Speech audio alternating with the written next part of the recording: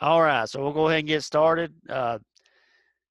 This presentation is just the identification and management of common turf weeds here in Tennessee. And a few things we're going to cover today is we're going to cover the turfgrass species of Tennessee, the weed types, and their identification. We'll go shortly over some control methods. And then also during the control methods, we're going to talk a little bit about why herbicides fail us sometimes.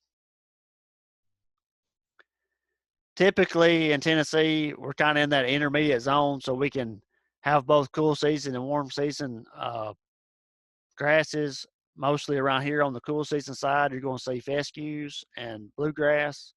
Typically, there's many different varieties of those, but there's many different varieties of those, but they fit well.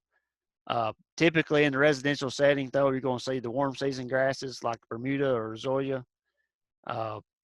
There's definitely there's so many varieties of those it's hard to keep up with now, but that's typically what you see in the residential setting now. But the main talk is we're going to talk about weeds and what are weeds, and the best way to describe that is they're something that is unwanted or they're out of place, but it's also up to the individual of what's unwanted or out of place. So for example, I have down there, one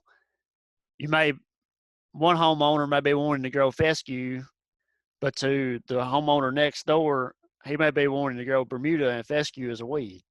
So it just depends on the individual and what they're looking for. There are several types of weeds, and how we break them down is in their life cycle. You've got annuals and biannuals, which will last for two seasons, and then you've got perennial, which is persistent. And also you can break those down into cool season and warm season, which would be winter time for us and summertime.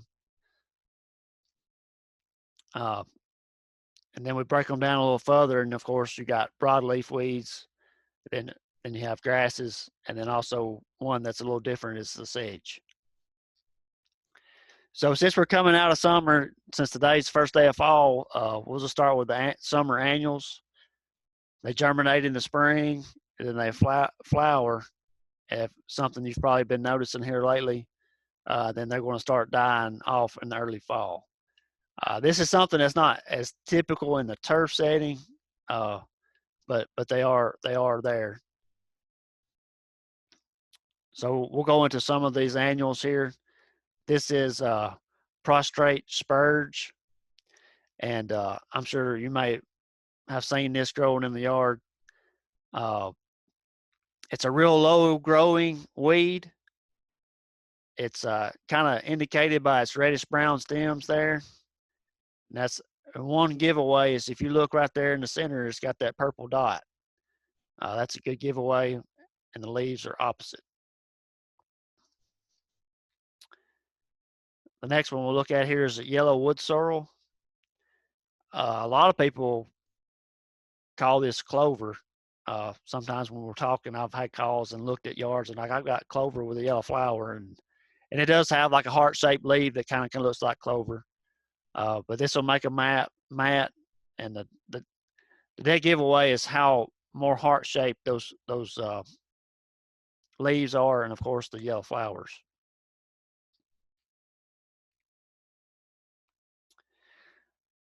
This one right here is definitely one of the most common I see in zoysian grass, and even in Bermuda grass, is the common Lesbedeza. It's got that trifoliate leaf, and I think one reason why it's so common here is because it can really handle dry soils, and it's very persistent when it gets dry, especially on turf grass that hasn't been watered or irrigated. It can be very persistent. It's a really low growing plant, so when you're mowing, it doesn't really knock it off as the competition, So it really hangs in there with your Bermuda grass and your zoysia grass. And it has a purple flower to kind of give it away. But this one, I see this one a lot. I get a lot of comments on how to remove this weed. This one here is carpet weed. It forms a mat, and then it has 5 to 6 nodes, and then it has white flowers. It's something you'll see it some. Typically, I see this a lot more in like a new type lawn or something that they're trying to renovate or start over, you know, because it likes to come in there when the soil's been disturbed. So now we'll move into the winter annuals, and this is the kind of the time period when you need to be watching for these because it's the weather's starting to cool off. We're getting some of those rains that get things starting to flush back out, but they germinate in the early fall. Then they're going to flower and die in the late spring. And typically, since we have so much Bermuda and zoysia grass in our turf setting, these are very common weeds, and typically around here when February, March, people start seeing that warm weather, and they're wanting to get out in the yard and do something. They want to get rid of these weeds, and typically, you know, they're already flowering or taking over the yard. So now is a good time to be starting to look for these going into the next couple months. This one here is common chickweed, and it's really common. The leaves are opposite, and it really likes shady areas. You typically will find these, you know, around trees in the yard or where the sun, you know, there's a lot of shade in there, like from the landscape, from behind the house or around the house. It can handle a lot of wet. It can handle wet really well because it has shallow roots. Typically, you can just walk up to it and just pull the whole thing up because the roots are so shallow. But this is a real common weed here. This one here is henbit. You see this across the landscape everywhere. It's even pretty bad in row crop fields in the wintertime. But what gives it away is it's got those kidney-shaped leaves. And one unique thing about it is it has a square stem. So when you look real close, it has a square stem. And also those purple flowers give it away. This one here is purple dead nettle, and a lot of people get these two confused with the henbit and the dead nettle because it's really similar. But if you get to looking at them, the leaves are a little more heart-shaped on the dead nettle, and also there's more of a purple tinge at the top of the leaves, and they have the same looking purple flowers, but the leaves are kind of the dead giveaway there. I wanted to cover this one. This one is corn speedwell. It happens. I see this one a lot when it comes to new turfs going in, like a new house is being built, and they're trying to get their turf established. This weed here really likes bare soil that's been exposed, or what I would call more marginal type ground. That's the turf is pretty weak because it hasn't either had any fertilization or water, or I would say more of a kind of let it go kind of deal. The lower leaves are rounded, but yet when you get up into the upper part of the plant, they're going to be toothed and also opposite. And then when you get into the upper leaves, excuse me, I said that wrong. When you get the lower leaves are rounded and toothed and opposite, and you get into the upper leaves, they're going to be smooth, pointed, and alternate. Here's another pretty common one here is Carolina geranium. It kind of forms more of a rosette, but it'll have erect stems. The giveaway on it is if you can look there at those lobes on the leaf, and then when it flowers out, it'll have kind of a whitish to lavender looking flower. This one's pretty bad in pastures and row crop ground as well. So that kind of covers our basic winter annuals. So we'll look at some perennials now. And a perennial broadleaf, it may reproduce from seed, or it may spread through rhizomes or tap roots. And since it's a perennial, they're going to have a deeper root structure, more root structure there. They're going to be more difficult to control. And this is one right here that gives everybody trouble is white clover. It's great in pastures when you're grazing, but because it's really persistent. But for your yard, it can be a nuisance. Uh, it can tend to take over in nitrogen deficient soils because it's a legume. It makes its own nitrogen. Of course, the dead giveaway there, you've got the 3 oval shaped leaves along with the white flowers there. Uh, they can have a little pinkish tinge to them.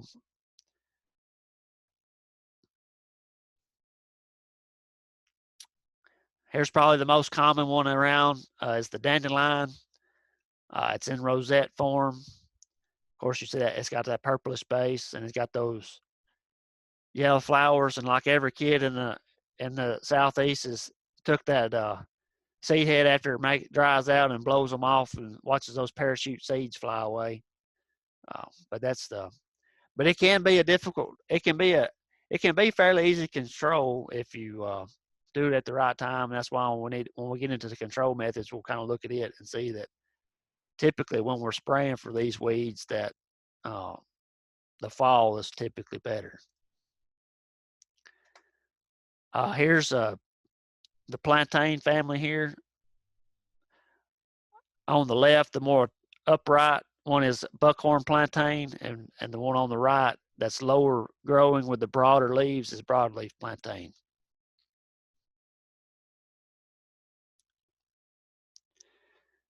This weed here is curly dock. One giveaway is those really wavy leaves, and when it gets a little more mature, it'll have a red to purplish tint to it. And that weed right there has a really deep taproot, and it is very persistent. But you typically won't see it as often in a turf setting, but it does occasionally happen. Typically, you'll see this in a row crop setting where there's been some disturbance or not as much competition through the summer when after the tillage. It's pretty common in hay fields as well.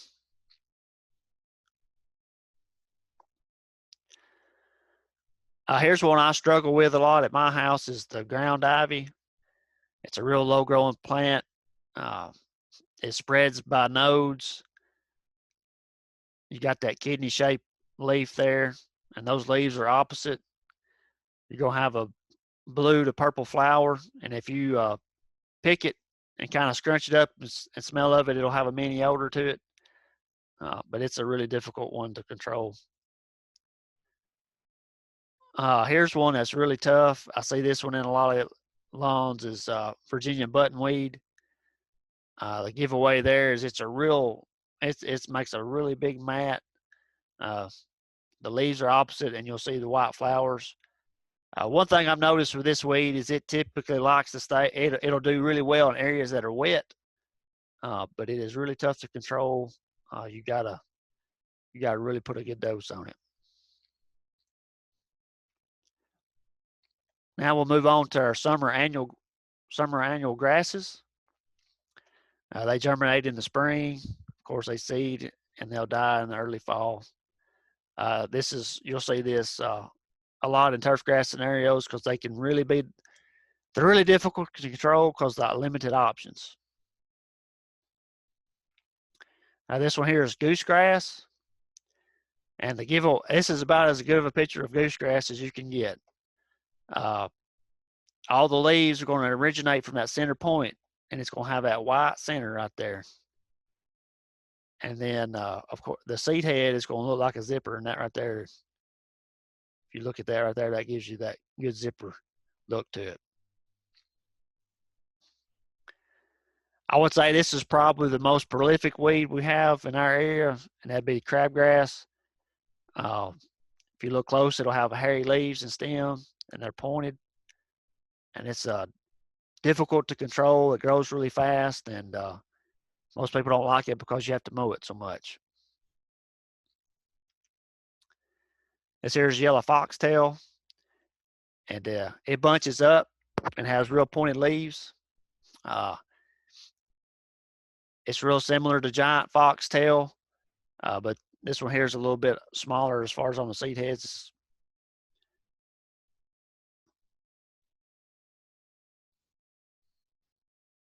winter annual grasses.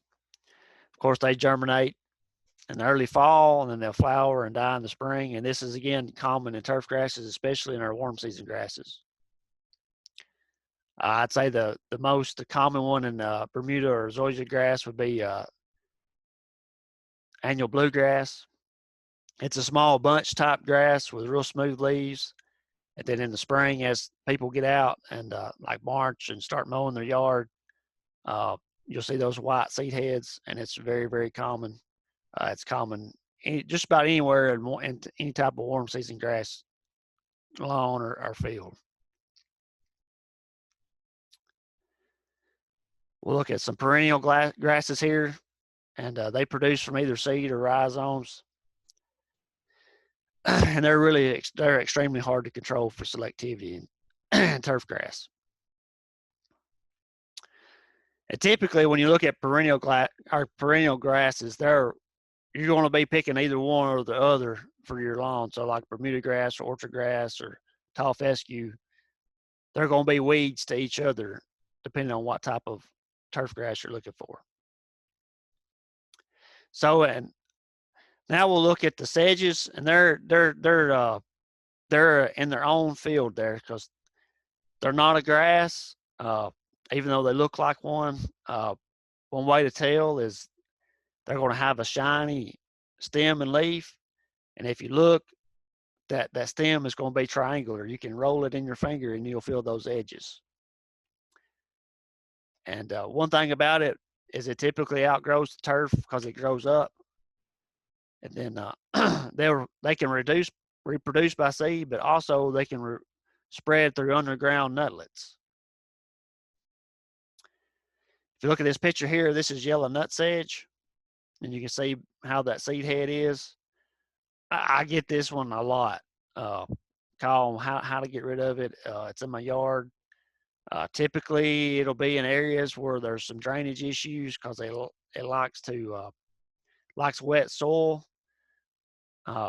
Basagran or manage would be a way to control those. Also, just the difference in them. Globe sedge, of course, it has a round seed head, and purple has a more purple tint to it. But these are really difficult weeds to control. You can use the herbicides on them, but typically, if you want to permanently get rid of them or manage them better, you're going to have to do something with the drainage because over time they'll come back. So you'll be reapplying pretty regularly until you fix the drainage. The best way to control weeds is really through turf management. It starts with proper fertilization by taking a soil test. That way you can see how much you need to be putting out, or if you make sure you're not putting out too much.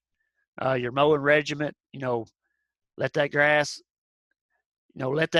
have some height to it. That way it can grow back faster, keep the weeds shaded out. Typically in the summertime, water is if you have a non-irrigated area, water is something you can do to manage the stress of the grass. And of course, disease and insect control. I've noticed here lately, especially in our Bermuda grass hybrids, we're seeing a lot more fungus bothering that, and fungicides may be a good option, or if you're having problems with insects, that may be something to look at too. Typically, when most people want to manage their weeds, they're looking at herbicides, and the best way to manage them is to understand what type of herbicide you're using, what you're going for. So we'll talk a little bit about that. There's two different types. There's pre-emergent and post-emergent. The pre-emergent is technically killing the weed at emergence. So when it tries to germinate, that herbicide is making a barrier along the ground. As that seed tries to germinate, it absorbs that herbicide and it stops it in its tracks.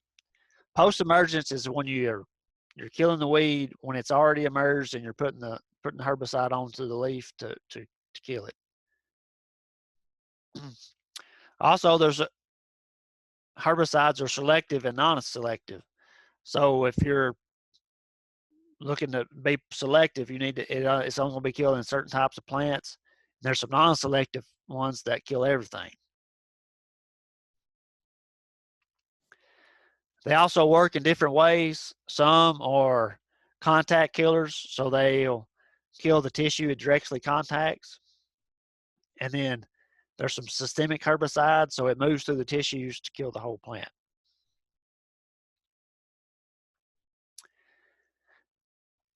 Here's some reasons why herbicides fail. Timing of the application could be off. That's probably the biggest one that I see. Maybe it's turned off dry, the weeds aren't actively growing, or maybe you've waited too late and the weeds are mature. Typically, they're not, to properly control the weeds, they're going to have to be actively growing. So if they're dry and stressed through the drought, they're not growing, or if they're mature, they're already either through growing or in that reproductive stage. You do it in the wrong season, kind of like going back earlier, I was talking about the dandelions. Everybody sees those yellow flowers popping up in the spring, and they're thinking, "Oh, I got to get out and spray." And and you can set them back pretty good, but if you would have done that spray maybe in the fall time and damaged that plant and killed it back, then it had to go through the winter time, and maybe that would finish it off. So I can see that happening a lot in the wrong, doing it in the wrong season. Also, you may have put it out too late, especially for the pre-emerges. Like if you're trying to control crabgrass with a pre-emerge and it's already has already germinated, and you put it out a week too late, that pre-emerge is not going to do you any good. Some more reasons.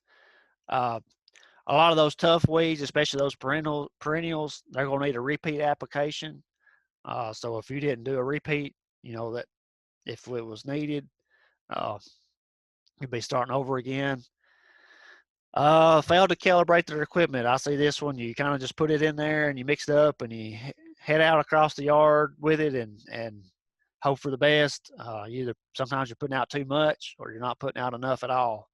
And when you're not putting out enough, all you're doing is just kind of digging them up and they come right back. One that people probably don't think about a lot is drift.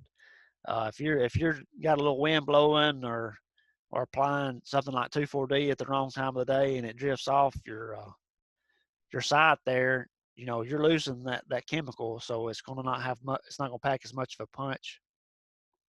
One thing I've seen a couple of times is applying it too close to turf grass establishment, especially if you're trying to establish a new lawn. You do it too early and the grass is not in the proper state to either handle the herbicide and it kills the grass off, or do it so soon that the weeds are coming back because the turf grass hasn't had enough time to establish. Or one of the biggest ones I see is misidentification of the weed, and you look at the label on the herbicide and you say, "Hey, this is what I'm going for," and it's the wrong thing and it doesn't work.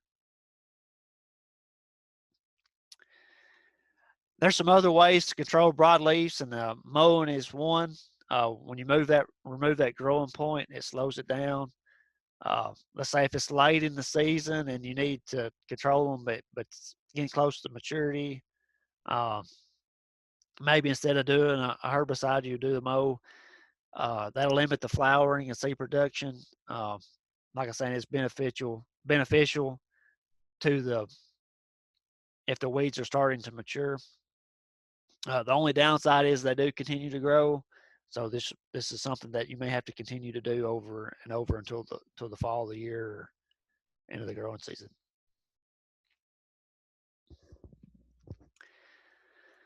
Just some tips on when you're using your herbicides. Best to spray the annuals before they're flowering. So like if you got some winter annuals, that means early in the spring. So most of the time it'll be winter time or late fall. Always try to spray your perennials in the fall. That way you get a good kill on them over the winter time. And always apply when they're actively growing. Because most herbicides have to have that activity for them to work. because typically they're shutting down some type of enzyme or something like that. When you're doing the herbicides, and we'll just kind of look over these right here, since this is a generic course on turf, we're going to talk about over-the-counter type herbicides. On your post-emergent, these 4 herbicides are selective and they're systemic, so they're going to be moving through the plant as when you spray it, and it'll kill all the way to the roots. You've got 2,4-D, and then dicamba, MCPP, and Trimec is a mixture of all 3 of those. So if you have some very difficult to control perennials, I will go with the Trimec because you get those different types of activities working on those plants. On grass weed control, typically we're looking at mowing. Set those mowing heights a little higher. That way you can shade those weeds and you remove the seed heads. On herbicides, typically you're going to have to go with a pre-emerge. We're usually talking about crabgrass in this situation.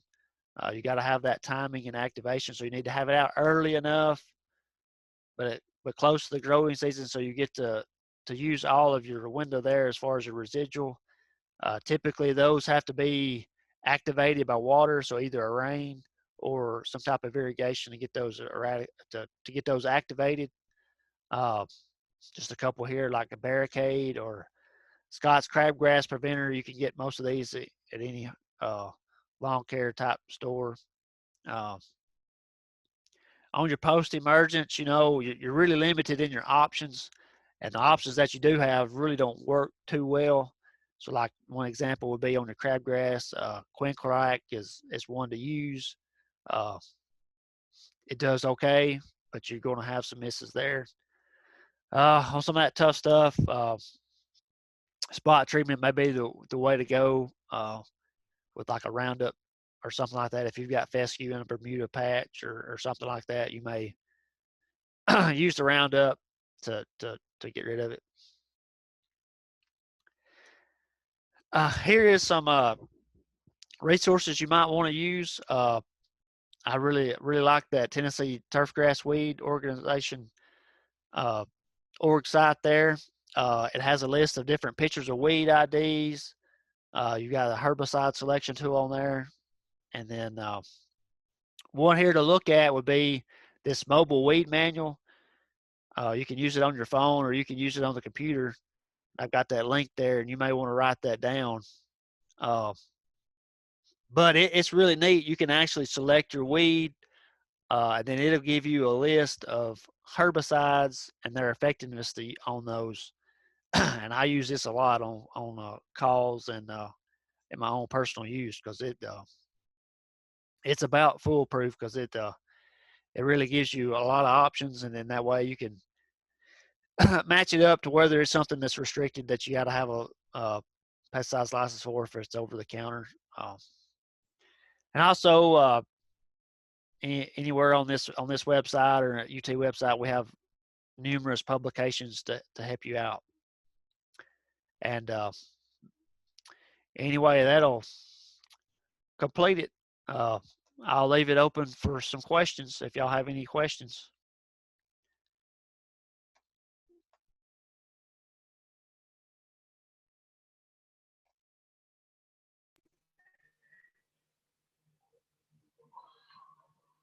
Well, no, I can't think of any. Yeah, I just wanted to get some idea of what I'm going to be dealing with down here. Oh, good. Well, I'll stop the recording now.